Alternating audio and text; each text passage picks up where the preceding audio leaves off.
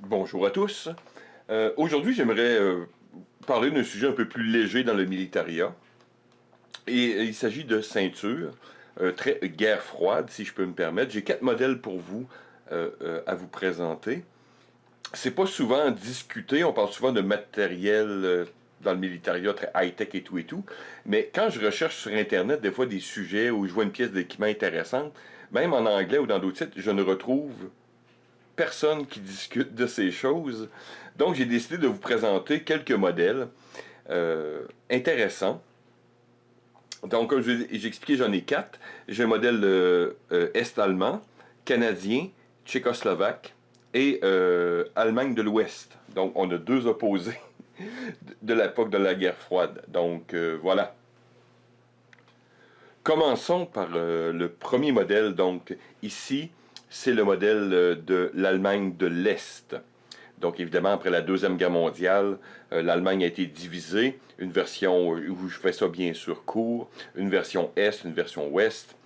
Donc, chacun des pays a été influencé un côté par le côté capitaliste occidental et l'autre côté, bien sûr, par le côté communiste et tout ce qui va avec. Donc, ici, nous avons une ceinture, euh, donc post-1949 de l'Allemagne de l'Est.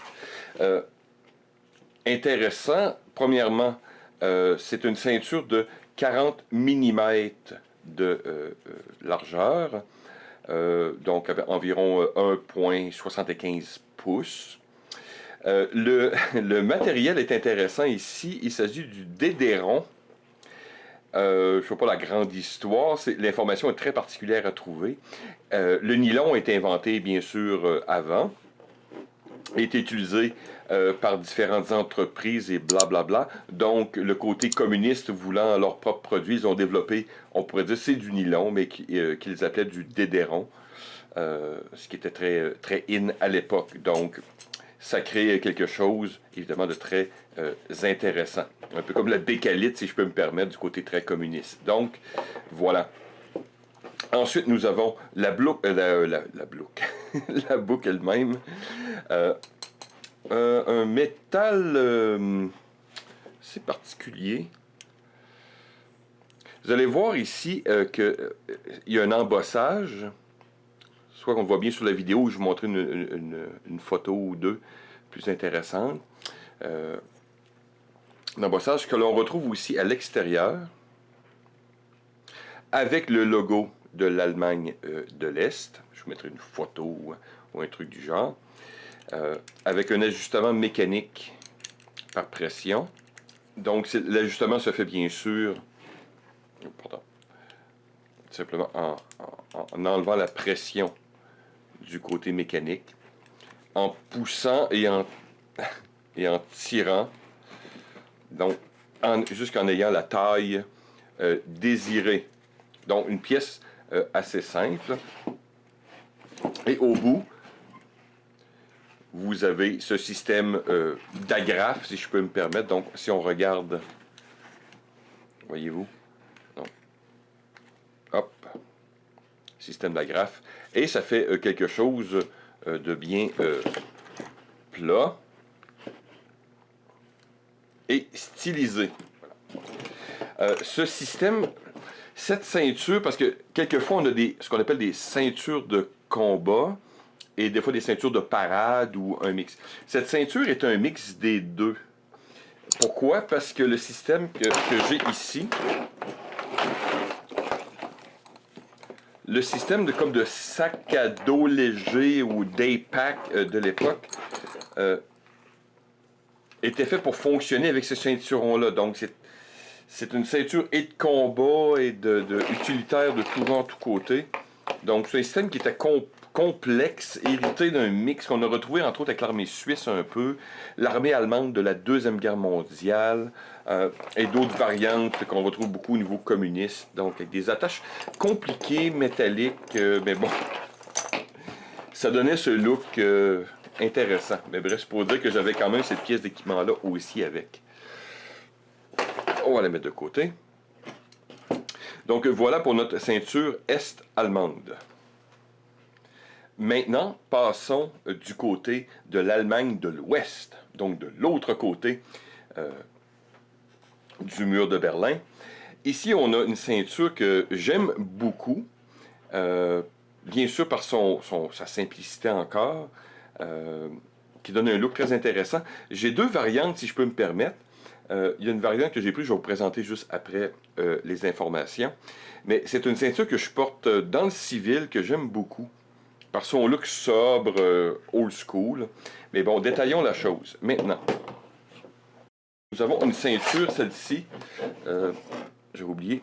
Bon, donc on a un 50 mm, donc 2 pouces, qui a... Oh, et voilà. Et qui est fait d'un canevas imprégné, très rigide, au niveau vertical. Donc, le pliage, mais pour l'horizontale, il n'y a pas de problème. Donc, ce qui donne au niveau du pantalon, par exemple, et j'ai le pantalon ici de l'armée allemande de l'époque, old school moleskin. Donc, je ne détaillerai pas tout, mais pour vous montrer que j'ai le pantalon qui va avec cette ceinture d'époque. Ça donnait un look très sharp. Donc, vraiment pas de plis au niveau des pantalons. Les Allemands avaient énormément de taille au niveau, ce qui est encore le cas maintenant au niveau du flecktarn et autres. Il y avait beaucoup de tailles, jusqu'à 19-20 tailles. Donc, le soldat avait ce look sharp. Ici, ça ne donnait pas de plis au niveau du pantalon. Vous aviez quelque chose qui était vraiment très intéressant. Voilà. Donc, ici, la boucle. Remarquez encore cette espèce d'embossage bronzé. Ici, on a vraiment un alliage, là, on dirait de l'étain ou quelque chose vraiment de meilleure facture qu'on retrouve en Allemagne de l'Est. On le voit par le poids. J'aime beaucoup la texture ici. Ça donne un look même à la limite médiéval. Et leur système est différent. Voilà, on a un système d'agrafe aussi, mais qui est beaucoup plus simple. On a ici, à l'intérieur, vous voyez, c'est embossé et c'est vraiment bien rentré là, par pression.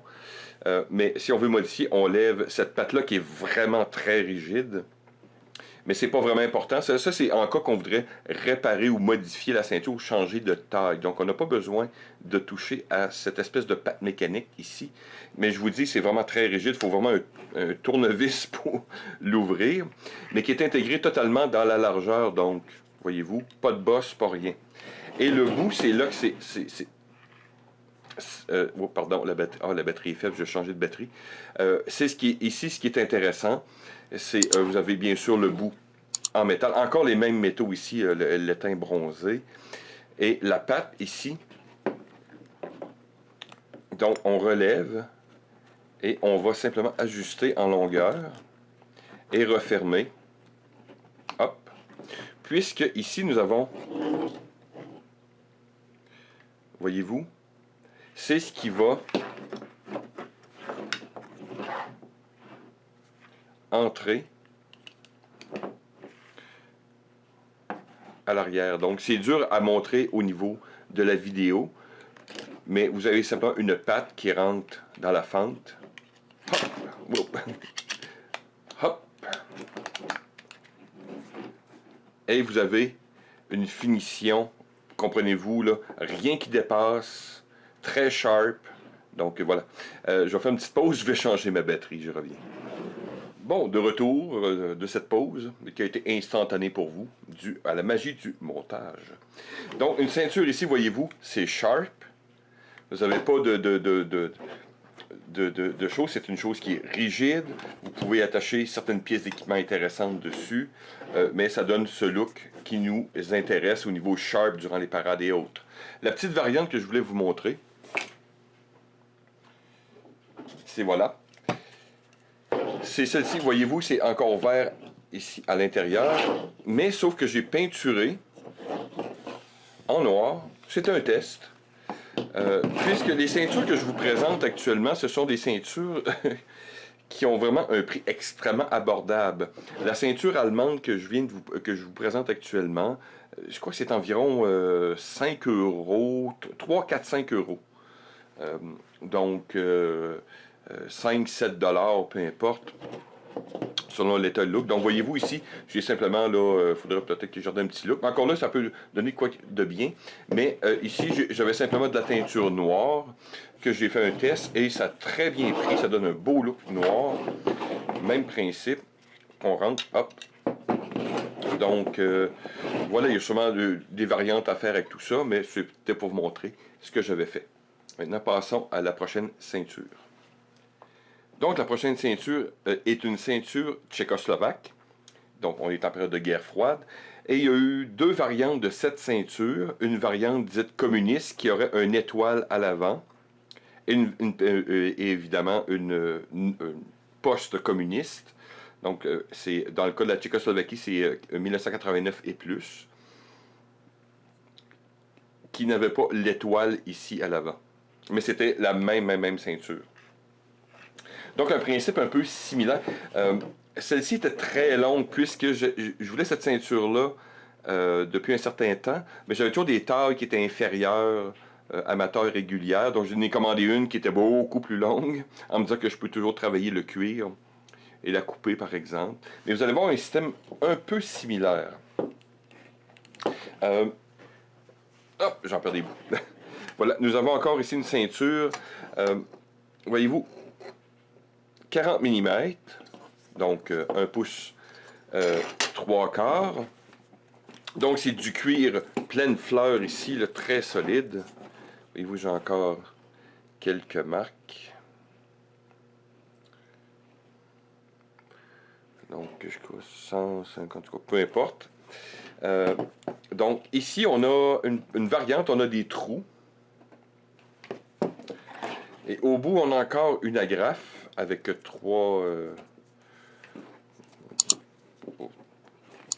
voilà, mais bronzé encore. Mais les matériaux, on voit ici, là, de l'acier, c'est de très bonne qualité. Le cuir, vraiment, est de très bonne facture. Ici, la boucle. Avec, là, c'est différent puisque nous avons deux ardillons. Voyez-vous, avec la graffe.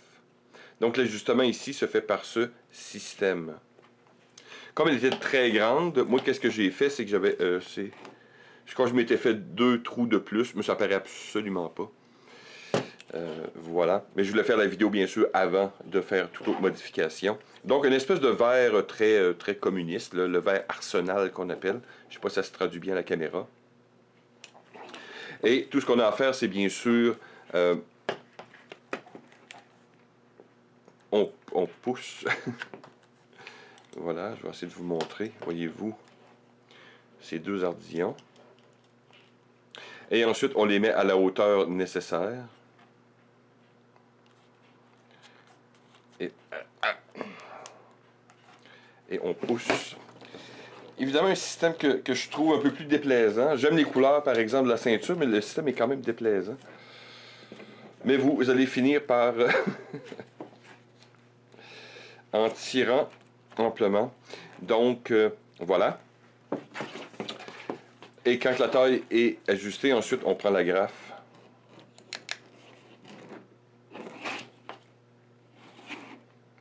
Et voilà. Donc, il y a un excédent. Je connais moins les procédures du temps, ce qui était passé à l'avant ou à l'arrière, j'en ai aucune idée. Mais c'est une ceinture que je porte dans le civil à l'occasion. J'aime bien pour son look vintage. Mais ici, comme je vous dis, un beau verre Arsenal, un beau espèce de cuir sandbœuf, des matériaux de qualité.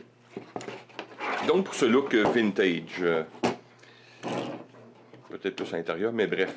Donc un beau look, encore ici, comme j'expliquais, Militaria, rétro, vintage, et encore peut-être un look médiéval, si je peux me permettre.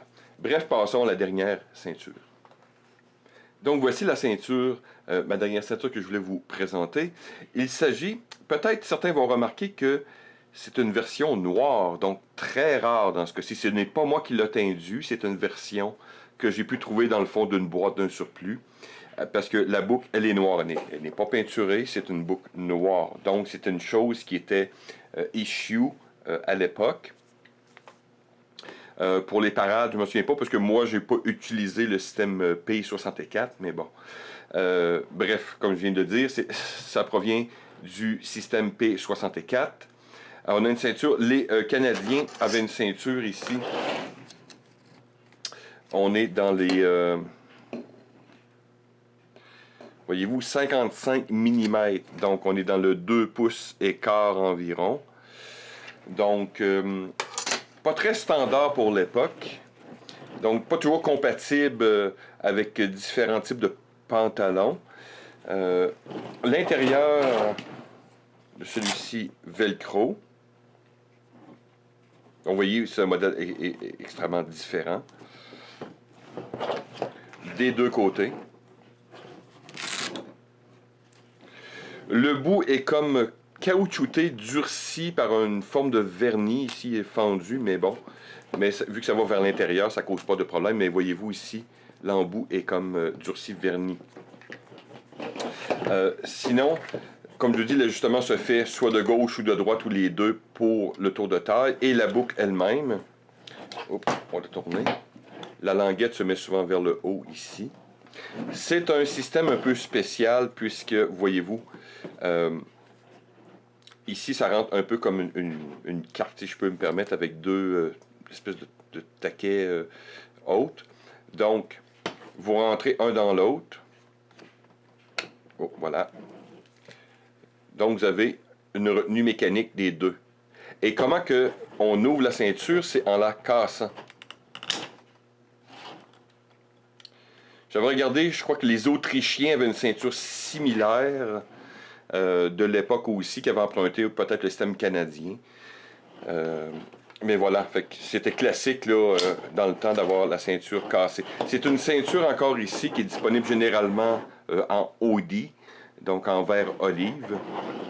Donc voilà, une ceinture qui est généralement en vert olive. Moi, j'en ai trouvé une comme j'ai dit, qui était noire. Mais ça fait old school encore ici. On a du coton qui était souvent imprégné aussi.